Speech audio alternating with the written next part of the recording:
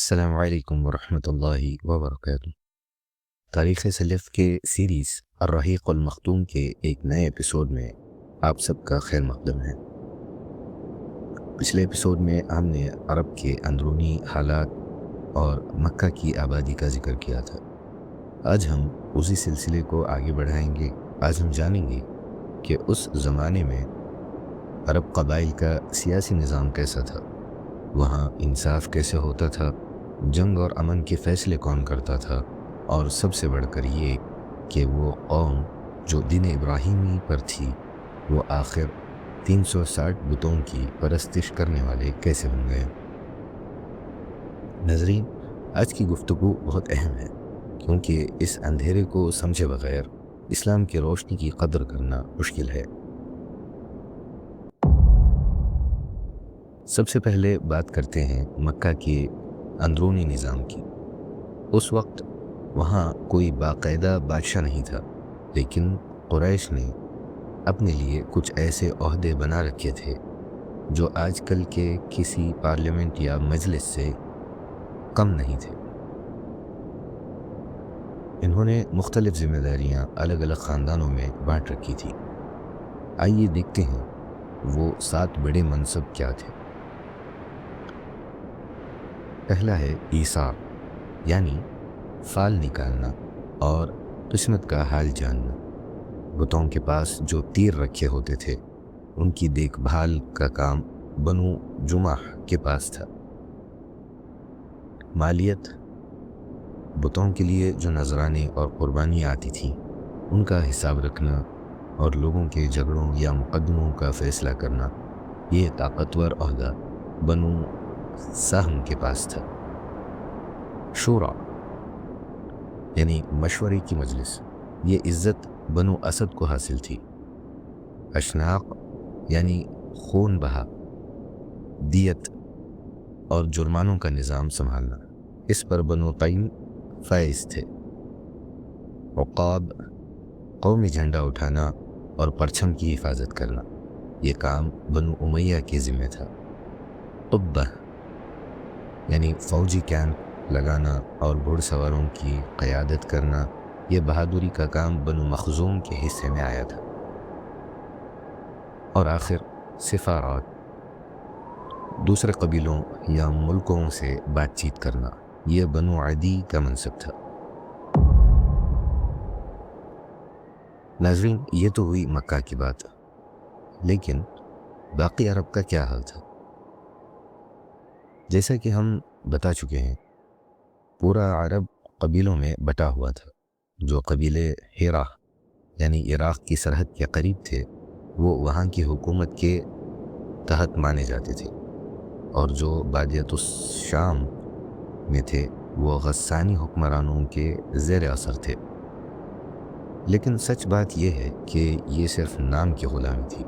اصل میں عرب کے اندرونی قبائل بالکل آزاد تھے۔ ان قبیلوں میں سرداری نظام چلتا تھا، ہر قبیلہ اپنا سردار خود چنتا تھا۔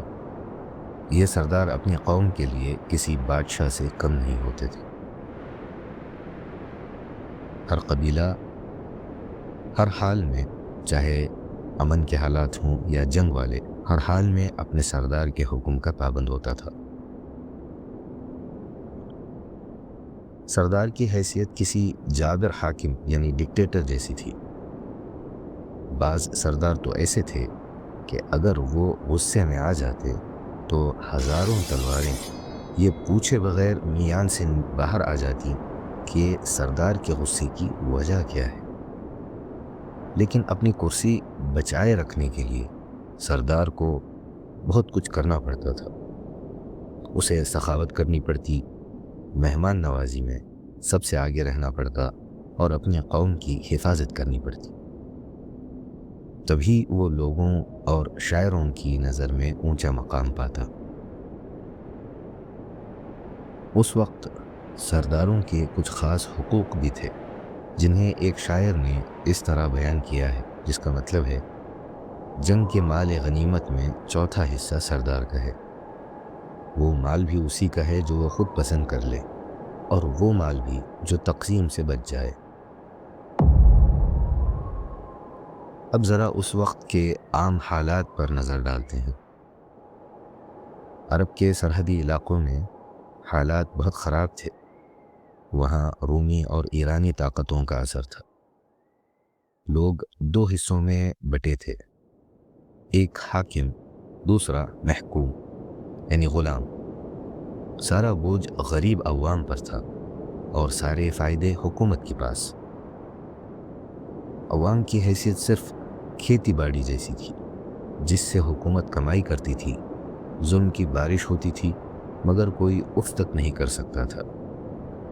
دوسری طرف عرب کے اندرونی حصوں میں بھی سکون نہیں تھا۔ ہر طرف قبائلی جھگڑے اور نسلی فسادات تھے۔ صرف میری قوم کا نعرہ سب سے اونچا تھا، چاہے وہ قوم غلط ہی کیوں نہ ہو۔ ایک شاعر نے اس جہالیت کی تصویر اپنے الفاظ میں یوں کھینچی ہے، جس کا مطلب یہ ہے کہ میں بھی تو قبیلہ غازیہ کا ایک فرد ہوں۔ اگر وہ غلط راستے پر چلے گا تو میں بھی غلط راہ پر چلوں گا، اور اگر وہ صحیح راہ پر چلے گا تو میں بھی صحیح راہ چلوں گا۔ یعنی حق اور باطل کا کوئی پیمانہ نہیں تھا، صرف قبیلہ ہی سب کچھ تھا۔ ہاں، حجاز یعنی مکہ اور اس کے آس پاس کی حکومت کو تھوڑا احترام ملتا تھا، کیونکہ وہ کعبہ کے رکھوالے تھے۔ لوگ انہیں دینی پیشوا مانتے تھے، لیکن طاقت کے معاملے میں وہ بھی کمزور تھے، جیسا کہ ہم نے ابرہہ کے حملے کے وقت دیکھا۔ اب ہم آتے ہیں سب سے اہم سوال کی طرف۔ عرب کے لوگ تو حضرت اسماعیل علیہ السلام کی دعوت کی وجہ سے دین ابراہیمی پر تھے۔ وہ صرف اللہ کی عبادت کرتے تھے، پھر یہ بت پرستی کہاں سے آئی؟ اس بگاڑ کا ذمہ دار ایک شخص تھا جس کا نام عمرو بن لحی تھا۔ یہ بنو خزاعہ کا سردار تھا۔ شروع میں یہ بڑا نیک، سخی اور دینی آدمی سمجھا جاتا تھا۔ لوگ اس سے محبت کرتے تھے اور اسے بڑا عالم مانتے تھے۔ ایک بار یہ ملک شام کے سفر پر گیا۔ وہاں پر اس نے دیکھا کہ لوگ بتوں کی پوجا کر رہے ہیں۔ اس نے سوچا کہ شام تو نبیوں کی زمین ہے، ضرور یہ کام اچھا ہوگا۔ بس یہی وہ غلطی تھی۔ وہ وہاں سے ہبل نام کا ایک بت لے کر آیا اور اسے کعبہ کے اندر رکھ دیا۔ اس نے مکہ والوں کو شرک کی دعوت دی اور لوگوں نے اسے قبول کر لیا۔ دیکھتے ہی دیکھتے پورا حجاز کا علاقہ بت پرستی میں مبتلا ہو گیا۔ ہبل کے علاوہ 3 اور بڑے بت مشہور تھے، جیسے کہ منات جو قدید کے قریب مشلل میں تھا، لات یہ طائف میں تھا، عزہ یہ وادیہ نخلہ میں نصب کیا گیا تھا۔ اس کے بعد تو ہر قبیلے نے اور پھر ہر گھر نے اپنا اپنا بت بنا لیا، حتیٰ کہ عمرو بن لحی کو اس کے ایک جن نے بتایا کہ قوم نوح کے پرانے بت جو ود، سوا، یغوث، یعوق اور نصر جدہ میں کہاں دفن ہے۔ وہ انہیں کھود کر لایا اور حج کے موقع پر قبیلوں میں بانٹ دیا۔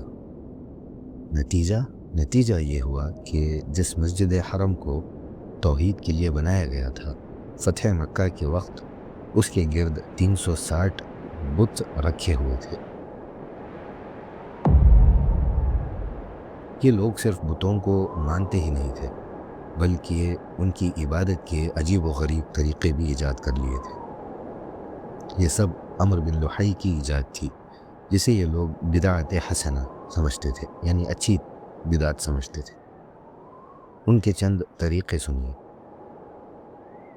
وہ بتوں کے سامنے مزاور بن کر بیٹھتے، چیخ چیخ کر انہیں پکارتے اور مدد مانگتے۔ ان کا عقیدہ تھا کہ یہ بت اللہ سے سفارش کر کے ہمارا کام کروا دیں گے۔ وہ بتوں کا حج اور طواف کرتے اور انہیں سجدہ کرتے۔ وہ اپنی کھیتی اور جانوروں میں سے ایک حصہ بتوں کے لیے خاص کرتے۔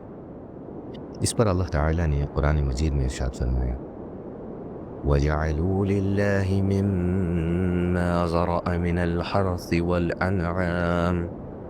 والأنعام نصيبا فقالوا هذا لله بزعمهم وهذا لشركائنا فما كان لشركائهم فلا يصلوا إلى الله وما كان لله فهو يصل إلى شركائهم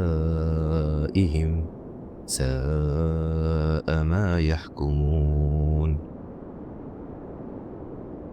اور اللہ تعالیٰ نے جو کھیتی اور مواشی پیدا کیے ہیں ان لوگوں نے ان میں سے کچھ حصہ اللہ کا مقرر کیا اور بزعم خود کہتے ہیں کہ یہ تو اللہ کا ہے اور یہ ہمارے معبودوں کا ہے، پھر جو چیز ان کے معبودوں کی ہوتی ہے وہ تو اللہ کی طرف نہیں پہنچتی، اور جو چیز اللہ کی ہوتی ہے وہ ان کے معبودوں کی طرف پہنچ جاتی ہے۔ کیا برا فیصلہ وہ کرتے ہیں۔ ان کی گمراہی یہاں تک پہنچ گئی تھی کہ انہوں نے جانوروں کی بھی قسمیں بنا لی تھی، ان کا استعمال انہوں نے اپنے اوپر حرام کر لیا تھا۔ ان جانوروں کے نام تھے بحیرہ، سائبہ، وسیلہ اور حامی۔ آئیے سمجھتے ہیں کہ یہ کیا تھے۔ بحیرہ وہ سائبہ اونٹنی کی بچی جس کا کان چیر دیا جاتا اور اسے آزاد چھوڑ دیا جاتا۔ سائبہ وہ اونٹنی جو لگاتار 10 مادہ بچوں کو جنم دیتی، اسے آزاد چھوڑ دیا جاتا، نہ اس پر سواری ہوتی اور نہ اس کا دودھ پیا جاتا سوائے مہمان کے۔ وسیلہ وہ بکری جو لگاتار 5 بار جڑوا مادہ بچے جنم دیتی۔ حامل وہ نر اونٹ جس کی نسل سے لگاتار 10 مادہ بچے پیدا ہوتے، اس کی پیٹھ کو محفوظ کر دیا جاتا اور اسے کسی کام میں نہ لایا جاتا۔ ان تمام بے بنیاد رسموں کو توڑنے کے لیے اللہ تعالیٰ نے قرآن میں صاف فرما دیا، ما جعل اللہ من بحیرة ولا سائبة ولا وصيلة ولا حام ولكن الذين كفروا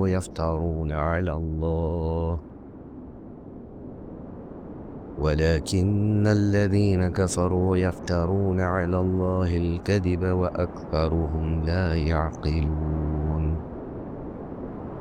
اللہ تعالیٰ نے نہ بحیرہ کو مشروع کیا اور نہ سائبہ کو اور نہ وسیلہ کو اور نہ حام کو، لیکن جو لوگ کافر ہیں وہ اللہ تعالیٰ پر جھوٹ لگاتے ہیں اور اکثر کافر عقل نہیں رکھتے۔ تو ناظرین، یہ تھا وہ سیاسی اور مذہبی گھٹن کا ماحول جس میں عرب کی قوم جی رہی تھی۔ سیاسی طور پر وہ بکھرے ہوئے تھے اور مذہبی طور پر شرک کے اندھیروں میں ڈوبے ہوئے تھے۔ انسان کا غلام تھا اور پتھروں کو پوج رہا تھا۔ ایسی تاریکی والے دور میں دنیا کو ایک روشن صبح کا انتظار تھا۔ اگلے ایپیسوڈ میں ہم جانیں گے کہ ان حالات کے باوجود عرب لوگوں میں کون سی ایسی خوبیاں تھیں جن کی وجہ سے اللہ نے آخری نبی صلی اللہ علیہ وسلم کے لیے اس زمین کو چنا۔ تب تک کے لیے اجازت دیں۔ آج کا ایپیسوڈ کیسا لگا یہ کامنٹ ضرور کریں، ہمارے چینل کو سبسکرائب کریں اور اپنے دوست احباب کے ساتھ شیئر کرنا نہ بھولیں۔ جزاکم اللہ خیرا۔ السلام علیکم ورحمۃ اللہ وبرکاتہ۔